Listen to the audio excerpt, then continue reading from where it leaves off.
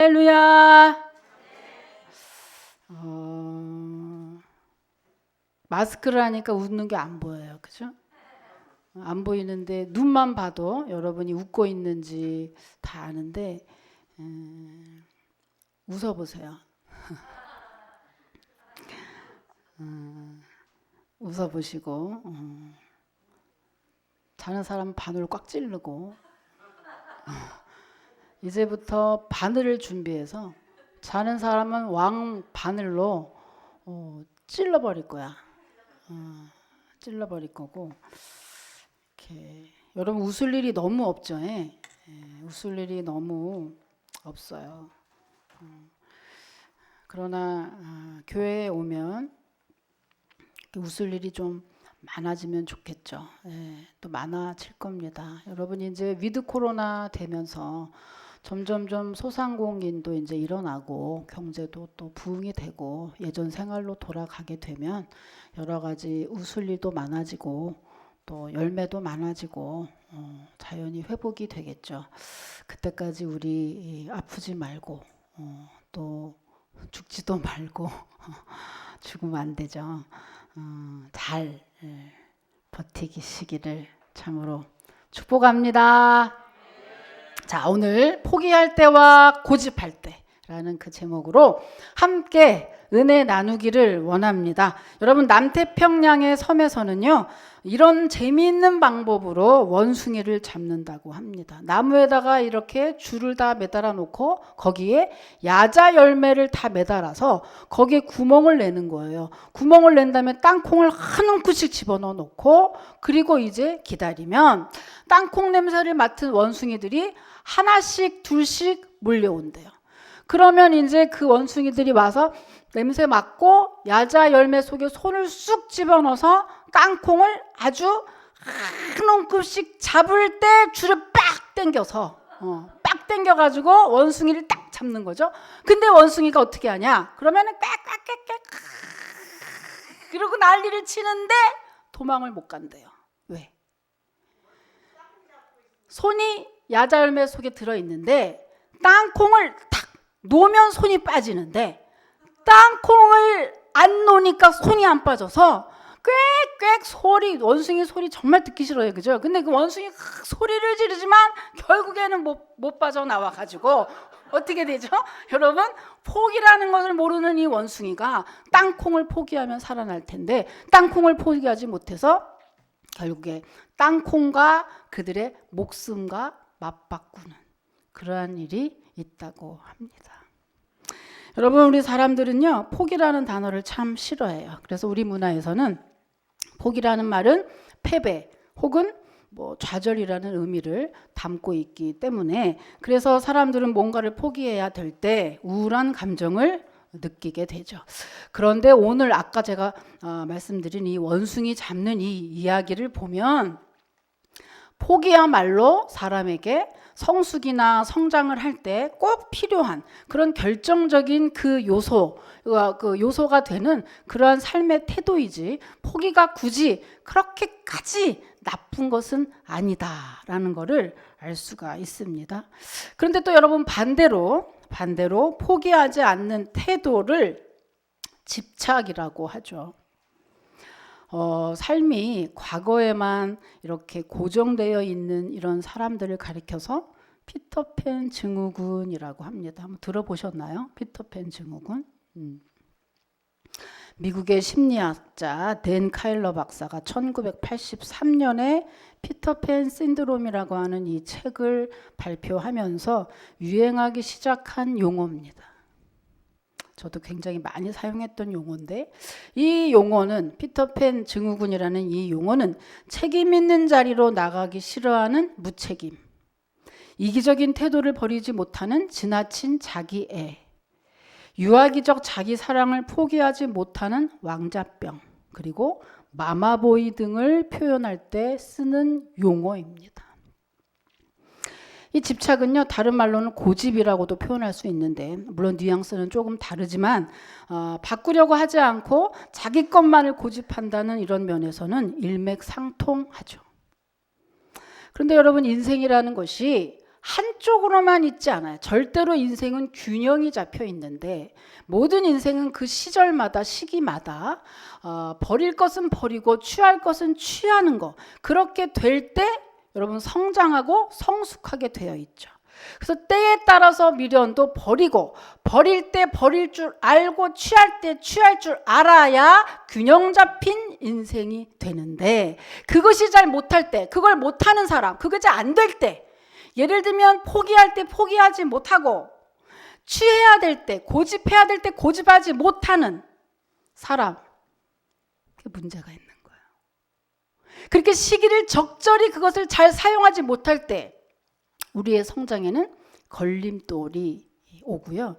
그렇게 되면 우리가 딱 이렇게 봤을 때 저 사람 조금 이상해, 내지는 사회성이 떨어져, 내지는 뭔가 조금 그래 라는 사람이 이럴 때 이렇게 되는 거죠. 취할 때 취하지 못하거나 포기할 때 포기하지 못하면 확실히 우리 성장에 걸림돌로 작용을 하게 돼 있다. 그런데 이거는요, 우리의 삶뿐만이 아니라 신앙도 마찬가지예요. 우리 신앙도 그렇다고 하는 것이죠. 그래서 그렇다면 우리 신앙인은 과연 뭘 포기하고 뭘 고집해야 할까? 오늘 본문을 통해서 오늘 나는 뭘 포기하고 뭘 고집해야 되지? 오늘 이것을 본문을 통해서 한번 확인하시면서 여러분 한 주간 동안에도 잘 포기하시고 잘 고집하셔서 정말로 승리하는 행복한 한 주간 되시기를 주님의 이름으로 축복합니다.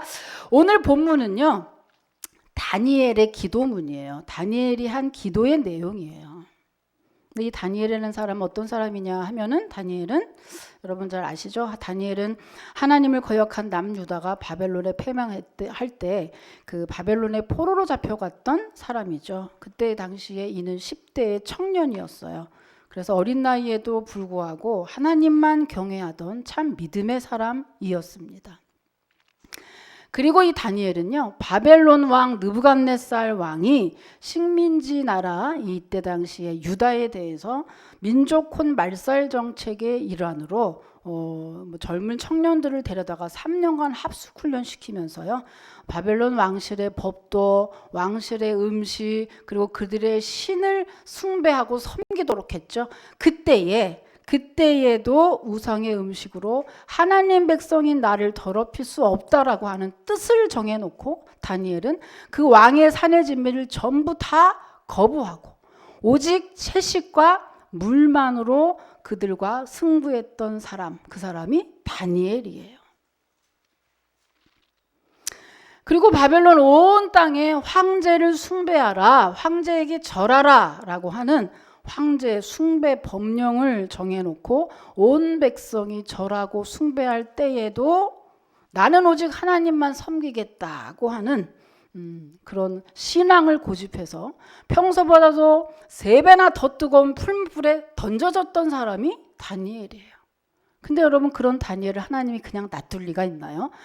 풀무불에 던져졌는데 머리털 하나 상하지 않고 그대로 건짐을 받았던 것이 또한 다니엘입니다. 그래서 우리가 하고 있는 이 다니엘 21일 기도, 다니엘 금식 기도, 이런 것이 다 그래서 이 다니엘을 따라서 그렇게 우리들이 만드는 것이죠. 근데 이런 다니엘을 하나님은 당시에 최강국, 그때 당시에 지금의 미국과 같은 그런 위치라고 할까요? 그때 최강국이었던 바벨론의 총리로 앉히셨고, 그것도 최장수 총리가 되게 하셨습니다. 근데 오늘 9장의 1절부터 내용을 보면 9장 1절 2절에는 아주 참 중요한 게 기록이 되어 있어요. 1절 2절에 보면 지금 다니엘이 뭔가 하나를 깨닫게 된 거예요. 뭐냐 하면, 자, 여러분, 성년이 된 후에, 다니엘이 그동안에 잘 몰랐다가 성년이 된 후에야 다니엘이 자기 민족이 왜 바벨론에 망했는지, 바벨론의 포로로 잡혀가서 그것도 주구장창 70년이라는 세월을 포로로 잡혀서 있었던 그 이유를 이제서 깨닫게 된 거예요, 다니엘이. 그전엔 잘 몰랐던 거죠. 여러분, 우리가 이렇잖아요. 지금도 여러분 각각의 고난이 있고 문제가 있습니다, 집집마다. 그럴 때 여러분 어떤 생각이 드나요? 첫 번째, 거기에 대한 답을 알면 우리가 답답하지 않지. 왜 내가 이 처지에 있는지 잘 몰라. 뭐 때문에 내가 이 고난을 겪고 이 문제가 어떻게 왔는지 대부분 잘 몰라. 두 번째, 이게 언제 끝날지 잘 몰라. 지금 이스라엘 백성이 똑같고 다니엘이 똑같은 거예요. 우리 민족이 왜 70년이라는 세월을 이방 민족에게 가서 포로로 잡혀서 이 고생을 하고 있는지 다니엘이 몰랐다. 이스라엘 백성은 당연히 모르고요. 다니엘이 몰랐다는 거예요. 그걸 모르고 그냥 겪은 거예요. 근데 그것을 1절에 보니 깨닫게 됐다 이거예요. 어떻게 깨닫게 됐죠? 말씀을 보면서 에레미야서를 읽다가 그것을 깨닫게 됐고, 두 번째 뭘 깨달았어요? 아하, 그 고난이 언제 끝날지 모르고 끝없이 가고 하나님이 우리를 버린 줄 알았더니 아니네, 그것이 기한이 있고 70년이 되면 끝난다는 거를 알아챈 거예요. 그때 알은 거예요. 총리가 된 이후에, 성년이 된 후에 알은 거예요. 지금 오늘 내용이 그거예요. 그때 알게 됐죠. 여러분, 우리 하나님의 백성에게, 그럼 하나님은 우리에게 고난을 왜 주지? 문제를 왜 줄까? 하나님 그렇게 사랑하신다면서. 답은 뭐죠? 하나님을 거역하고 불순종하는 하나님의 백성에게 하나님은 사랑하기에 그에 따른 징계를 주신다는 거예요. 잘되라고. 살짝 몇몇 때려도 우리는 나가 떨어지는 거거든요. 아이고, 이러면 안 되지. 톡톡 톡톡 요루가 졸루가 요루가 졸루가 이럴 때마다 우리는 아파서 죽는 거죠. 그렇게 그에 따른 징계로 인해서 하나님의 백성이 고난이 와요.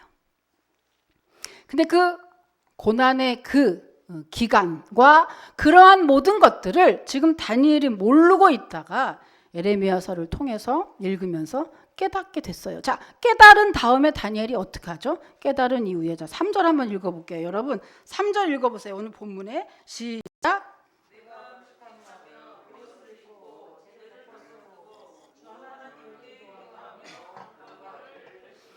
네, 그 사실을 깨닫게 됐어요. 하나님이 영 우리를 버린 줄 알았는데 하나님이 다시 회복하시겠다.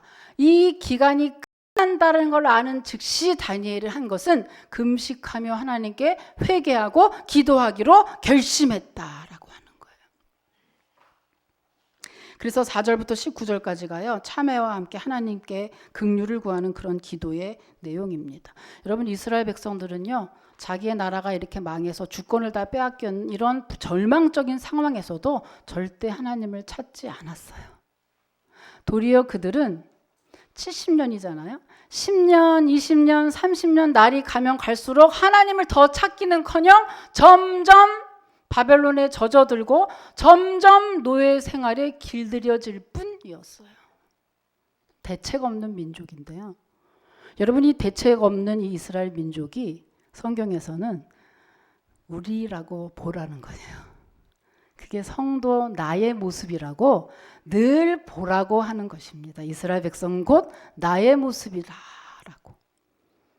우리가 절망적인 상황 가운데서도 이들은 하나님께 기도해서 문제를 타개하려고 하지 않고 도리어 점점점 노예 생활에 길들어지고 점점점 세상에 더 빠져가면서 입으로만 힘들어요, 힘들어요 하는데 점점 세상 가운데 노예처럼 길들여져 가고 있는 이스라엘 백성처럼 오늘날 우리는 어떠한가? 여러분, 그런데 이스라엘은요, 이렇게 멸망당하기 전에 하나님은 오래전부터 선지자를 통해서 이들에게 하나님의 경고가 있었어요. 하나님은 절대로 우리에게 복을 주실 때나 또 심판 가운데 책망하실 때도 절대로 한 번에 하지 않습니다. 늘 예고편을 주세요. 놀랄까 봐 준비하라고. 언제나 그렇게 하시는 분이죠. 그런데 그 경고를 무시하는 거예요. 이스라엘 백성들이 하나님이 주신 말씀, 선지자들이 줬던 그 경고를 늘 무시하고 자기들 마음대로 살았죠. 그래서 그 현실을 하나님께서 이렇게 증언하고 있습니다. 자, 에레미야서 7장 13절 여러분이 읽어보세요. 에레미야서 7장 13절 시작.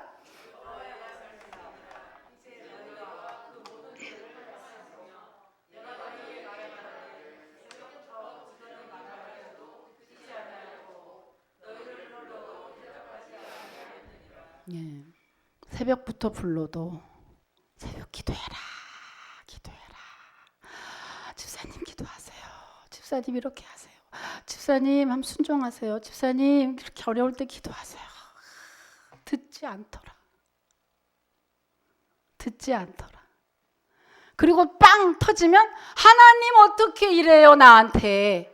그 전에 분명히 얘기했잖아. 매일매일 얘기했잖아. 매 주일마다 이렇게 또 얘기하고 있잖아. 듣지 않더라.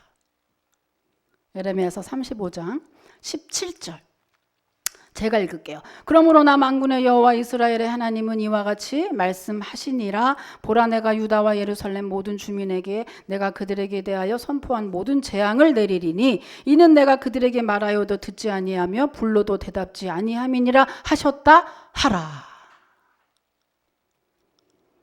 하나님 어떻게 이래요? 라는 말이 쏙 들어가죠. 자, 이사야 66장 4절은 또 여러분이 읽으세요. 이사야 66장 4절 시작.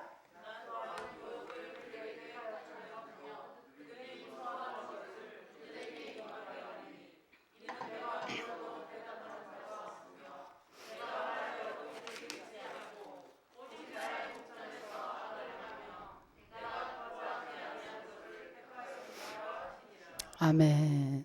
저는 어저께 갑자기 이 구절을 읽는데 목전이라는 게 눈에 확 들어오더라고요. 다른 땐 그냥 지나갔는데 어제는 눈에 확 들어오면서 목전에서는 뭐죠? 바로 코앞에서. 하나님 보는 바로 코앞에서 그 짓을 했다 이거예요. 무슨 짓인지는 모르지만 하나님이 마치 없는 것처럼 그 짓을 했다 이거예요. 그게 확 눈에 들어오는 거예요. 그래서 또 회개를 했네. 우리는 어떡하죠? 하나님이 꼭 예배 드릴 때 여기에만 계신다고 자꾸 착각하잖아요. 여러분 나 혼자 있을 때도 계시고 집에서도 계시고 근데 하나님 없는 것처럼 살면서 말하고 듣고 행동하고 할 때 마치 하나님 없는 것처럼 목전에서 악을 행하는 건 하나님이 이렇게 보고 괘씸한 놈. 야 내가 있잖아 이놈아. 내가 보고 있잖아 이놈아. 라고 했다는 거죠. 소름 쫙 끼치지 않나요? 그래서 우리의 신앙의 마지막은 어떤 신앙? 코람데오의 신앙. 하나님 앞에서라는 뜻이에요. 하나님이 지금 내 코앞에 계신 것처럼만 살면 법 없어도 살아요. 근데 우리는 막상 그렇게 하지 못하더라. 그래서 우리에게 징계가 생기고 고난이 있고 아픔이 있고 상처가 생기는 거예요. 그걸 통해서 주님은 계속해서 말씀하시는 거죠. 야야야 나에게 돌아와 회개해. 너 그렇게 살면 안 돼. 라고 자꾸 말씀하시는 거죠. 참으로 우리가 입술로는 하나님을 경외한다라고 하면서 생활 속에서는요. 말씀을 무시하고 내 마음대로 살 때가 얼마나 많이 있습니까? 인간의 역사 속에서요. 하나님의 말씀이 참으로 이 시대, 오늘날과 같이 이 시대처럼 많았던 적은 없었어요. 정말 유튜브를 틀면요. 정말 홍수처럼 쏟아져 나오는 게 하나님의 말씀들입니다. 그런데 우스운 건요. 아이러니한 건요. 그렇게 많은 말씀들이 있건만 성도들의 영적 수준은 더 낮아졌고요. 웬만한 얘기는 말해도 잘 못 알아들어요. 왜냐하면 말씀을 안 읽으니까. 뿐만입니까? 그래서 하나님의 뜻과는 더 멀어져 있는 게 오늘날의 현실이라는 것이죠. 그래서 예배를 패하고 기도를 멈추고, 그죠? 마치 소돔과 고모라 땅이 그때 멸망할 때, 그때 롯이 얘기했죠. 여러분 이 땅이 멸해진답니다. 여러분 이 땅이 멸해진대요. 얼른 피해야 돼요. 라고 그렇게 했건만 아무도 듣지 않아서 그의 말을 뭘로 들었다고요? 농담처럼 들었더라. 결국에는 모두 다 멸망하고 말았습니다. 근데 여러분 이것이 끝이 아니고요. 하나님은 늘 시대마다 남은 자를 통해서 하나님의 계획을 실행하신다고 했죠. 그때 그 시대에 하나님은 하나님만 고집했던 다니엘을 남겨두셔서 이 다니엘로 하여금 전체 이스라엘 백성들은 지금 그렇게 죽어가는 상황에서도 절대 하나님을 찾지 않는 이 상황에 다니엘이 지금 어떡하죠? 백성을 위해서 자복하고 회개하고 금식하면서 기도하기를 결심하고 실행에 옮겼어요. 다니엘이 그러니까 내 잘못만이 아니라 우리 백성의 죄를 용서하옵시고 우리 선조의 죄를 용서하옵시고 저들이 곁길로 가는 걸 용서하옵시고 저들을 위해서 기도했다는 얘기예요. 지금 다니엘이 그랬더니 늘 회개하면 용서하시는 그 주님의 천사가 나타나셔서 다니엘에게 응답하시는 내용이 있어요. 자, 어디냐면 다니엘서 9장 21절에서 23절까지입니다. 9장 21절 23절 한번 읽어볼게요. 시작.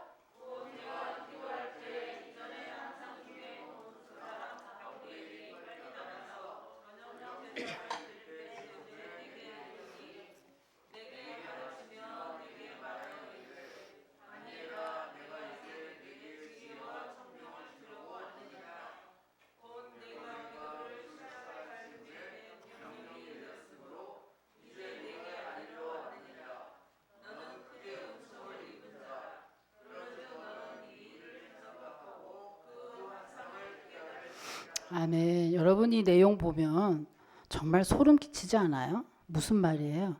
다니엘이 기도를 시작할 쯤에 첫 두 가지 지금 천사가 한 말이 두 가지예요. 하나는 야, 네가 정말 복된 일을 했구나. 그러니 내가 너에게 총명과 지혜를 줄게. 라고 다니엘은 지금 백성의 죄를 회개하고 있는데 다니엘에게 총명과 지혜를 주겠다고 천사가 와서 얘기를 하고 두 번째는 뭐죠? 네가 기도를 시작할 즈음에 내가 너에게 네 기도를 들을 뿐만 아니라 네 기도를 시작할 때쯤에 벌써 이것을 그 명령이 내려왔다는 거예요. 야, 얘 기도 시작한다. 총명과 지혜를 주고 얘에게 응답을 줘라 라고 하는 게 기도를 딱 시작할 때 이미 명령이 하달이 됐다 이런 얘기예요. 야, 기가 막힌 거 아니에요 여러분? 기도라고 하는 거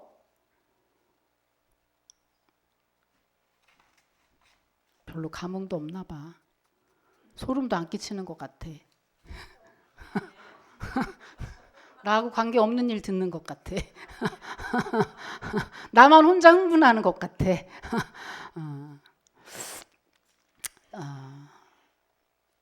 이거와 똑같은 그 경험을 제가 지난주 수요일 날 밤에 이렇게 했어요. 근데 그분이 이제 오늘 안 오셨는데 제가 이제 수요일 밤에 지금 이제 뜻이 있어서 교회에서 이렇게 자면서 이제 기도를 하고 있는데 다른 날은 그냥 기도를 했는데 그날따라 그 기도를 하는데 그 아무개 집사님이 한 말이 생각나고 그분의 얼굴이 떠오르는 거예요. 그분이 뭐라고 했냐 하면 지금 아파서 이제 친구 집에 가 있고 이런 상황인데 그분이 참 너무너무 부드러운 목소리로 한 날 얘기한 적이 있어요. 목사님, 성도들이 다 아프고 교회도 못 오고 해서 너무 속상하시죠? 그 말이 갑자기 생각나는 거예요.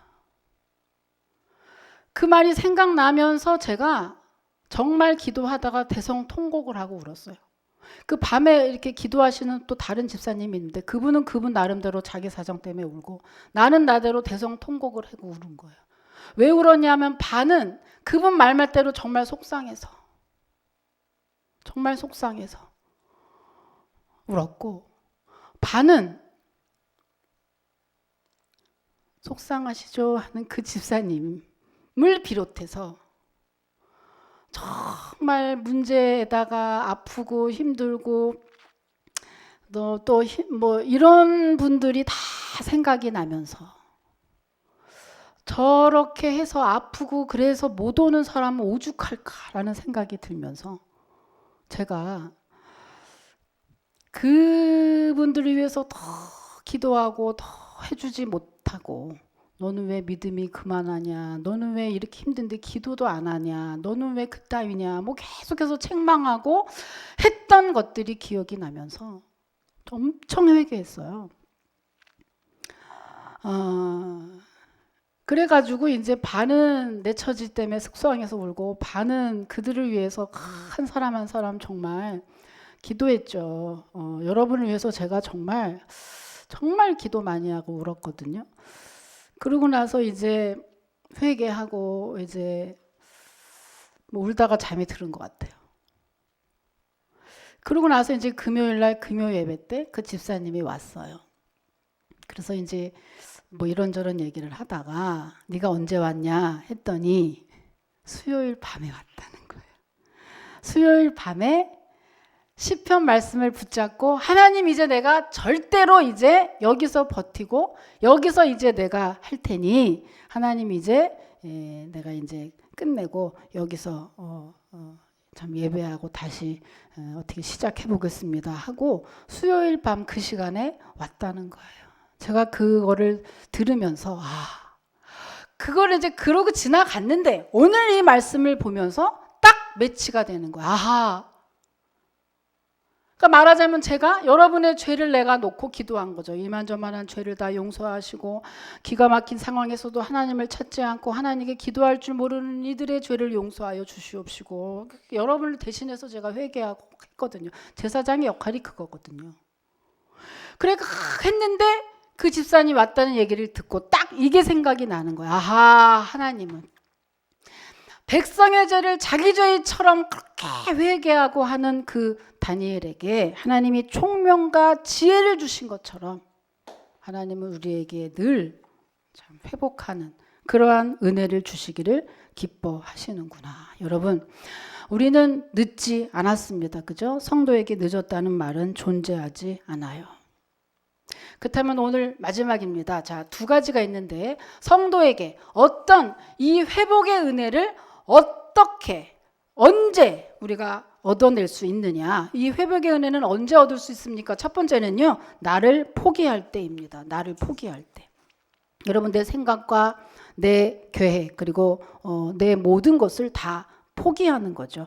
사실 내가 나를 포기하는 게 쉽지 않아요. 우리가 늘 이렇게 깨어 있으면 사실은 내가 나를 포기한다는 이 말이 참 쉽지는 않습니다만은 그러나 여러분 이 땅의 모든 것들은 다 만든 사람의 어떤 의도가 있어서 존재하죠. 하나님이 나를 만들었으니 결국에는 내가 내 생각을 포기하고 하나님께 맡길 때 가장 완벽하고 가장 평안하고 가장 안전하게 된다는 얘기죠. 사실 이스라엘 백성들이 이렇게 고난 가운데 떨어졌던 이유는요, 자기 인생이 자기 건 줄 알고 자기 마음대로 살았기 때문입니다. 여러분 이렇게 늙어서 이렇게 살아보니 어떠세요? 후회되는 면이 없으신가요? 젊었을 때 선생님 말 잘 들을 걸, 부모님 말 잘 들을 걸, 공부 열심히 할 걸, 참으로 열심히 진실되게 잘 살 걸, 그때 누가 나에게 기회 줬을 때 잘 잡고 잘 할 걸, 그때 성질 내지 말고 그냥 거기에 죽쓰고 있을 걸, 그때 내가 확 내팽개치고 그렇게 하지 말 걸, 다 후회되죠.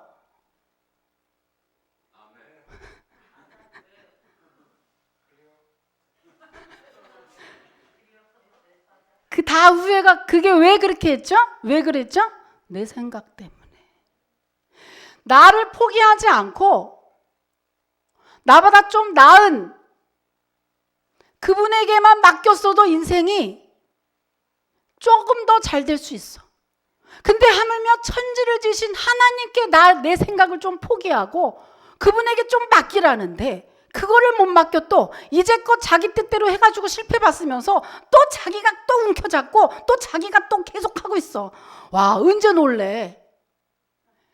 나를 포기할 때 주님이 역사하시거든요. 나보다 더 완전하시고 능력이 많으신 그 성령님이 내 안에서 내가 포기할 때 주님은 여기서 더 역사하시기 때문에 우리의 삶은 훨씬 더 풍성하고 훨씬 더 능력의 삶이 이어질 줄 여러분 믿으시길 축원합니다. 그런데 포기를 안 해서 이렇게 온 거예요. 여러분, 예수 믿고 지금도 안 되는 이유는 내가 나를 포기하지 않기 때문에 아직도 포기하려는 생각이 없기 때문에 우리들이 갈등을 계속해서 하고 있는 거예요. 한번 잘 생각해 보세요. 나는 주님께 뭘 맡겼지? 하물며 주일날도 그렇잖아요. 아무튼 그래가지고 생각은 너무 많아가지고 밤에 잠은 안 올 정도로 뭘 그렇게 생각해나 마나 아무것도 되는 게 없어. 괜히 잠만 안 자는 거지 자기가 뭘 할 수 있어요. 아무것도 못하는데도 또 그걸 계속해서 반복하고 있어요. 여러분, 나를 포기해야 돼요. 그래서 그런 의미에서 다니엘, 회개라는 거는요, 회개는 뭐죠? 회개는 자기 포기각서예요.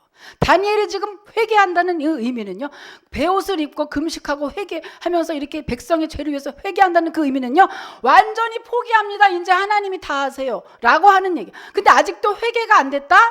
그럼 아마 포기가 안 됐을 것이고, 포기가 안 됐다? 그럼 하나님은 그래 그냥 네 인생이니까 네가 좀 해 라고 말씀하실 거예요. 여러분, 포기는 그래서 응답이고 회복의 은혜고요. 그래서 포기는 응답과 치료를 가속화시켜요. 한번 확인해 볼까요? 자, 다니엘서 9장 24절에서 확인해 보세요. 자, 이거 보면 다니엘이 조서의 왕의 도장에 찍힌 것을 알고도 자기 집에 돌아가서는 이게 9장 24절 윗방에 올라가 예루살렘에 향한 창문을 열고 전해야 돼. 이거는 6장이에요. 9장 24절이에요. 이게 아니에요. 9장 24절. 이거 잘못 나왔어요. 성경책 보고 해보세요. 9장. 네, 다니엘서 9장 24절 읽어보세요. 시작.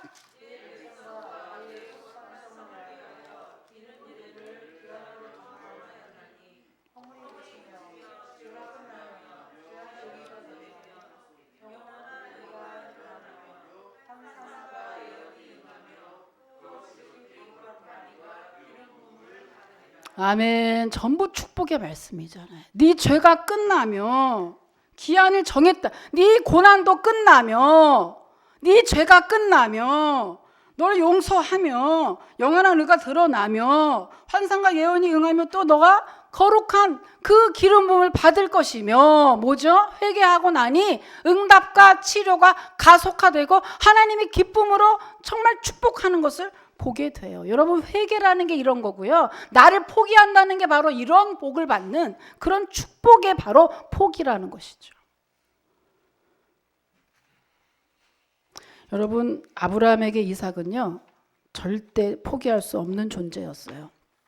그런데 하나님이 그 이삭을 내놓으라고 했을 때 아브라함이 할 수 없어 내놨죠. 내놓을 때 주님이 어떻게 했죠? 내놓을 때 주님이 어떻게 했죠? 내놓을 때 주님은 이미 다른 예물을 준비하고 계셨어요. 이미 다른 재물을 준비하고 계시다가 땡큐 네 마음만 받을게 했던 것이 바로 주님이에요. 여러분, 여기서 우리가 눈치챌 수 있어야 돼요. 뭘 눈치채야 돼요? 여러분, 하나님은 우리의 것을 뺏으려는 게 그게 아니에요. 하나님은 우리의 것을 뺏는 게 그 취미가 아니라는 거죠. 하나님은 여러분 우리에게 우리 것을 달라는 분도 빼앗아 가는 분도 아니에요. 단지 하나님은 우리가 하나님께로 잘 돌아오도록 그렇게 오게 만드는 그 빌미일 뿐입니다.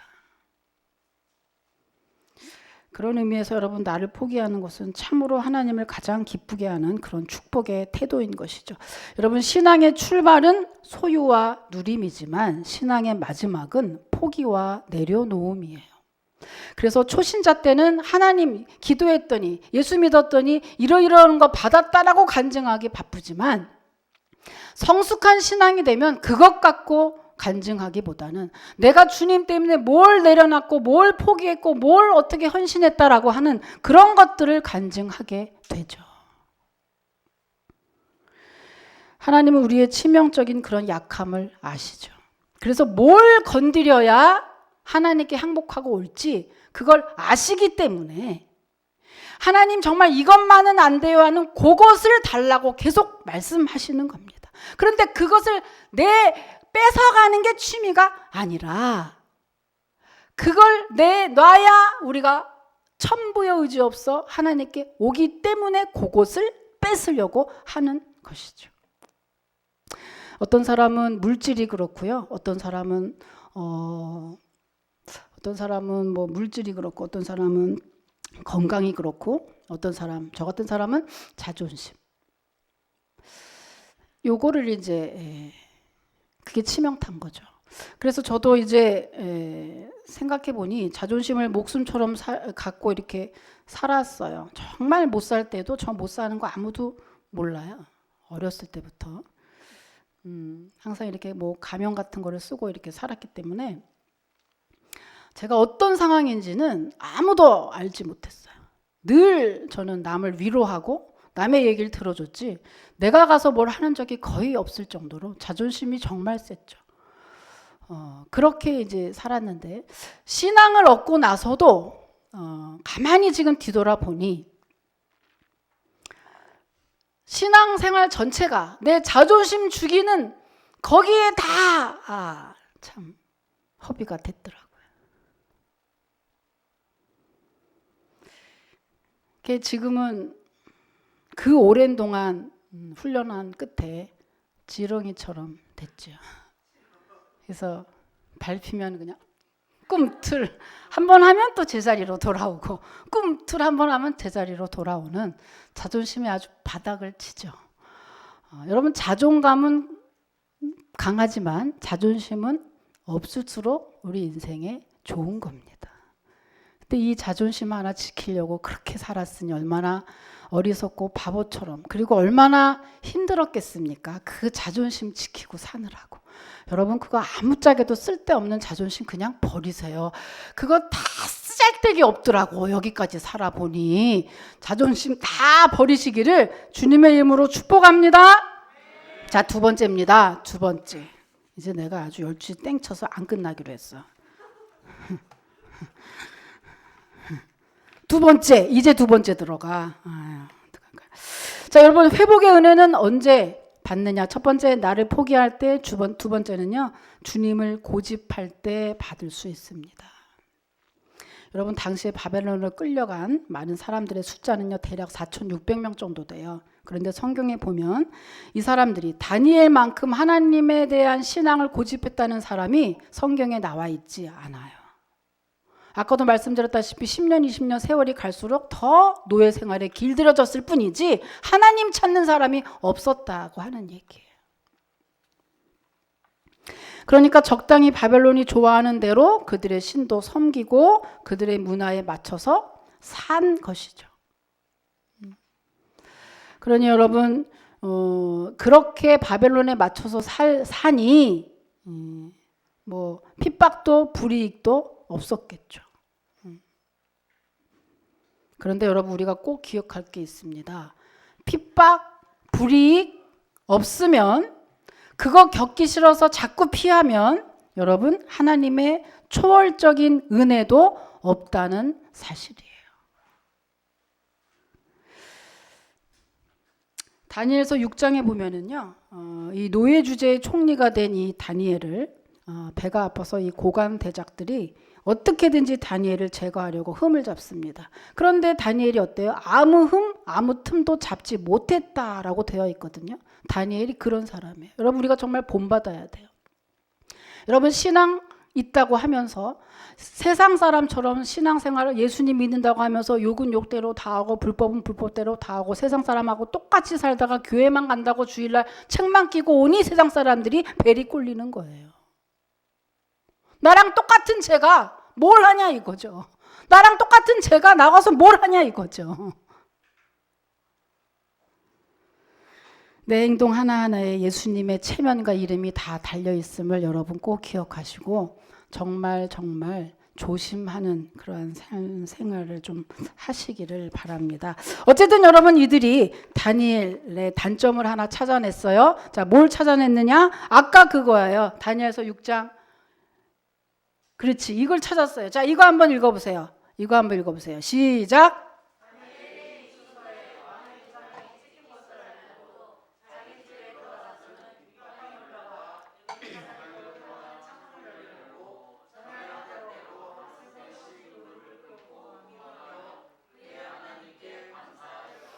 네, 아멘. 지금 다니엘은요, 이렇게 하나님만 고집했다 이거예요.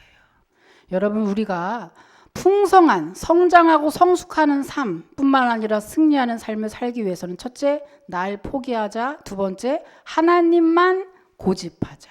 다니엘처럼 봐봐요.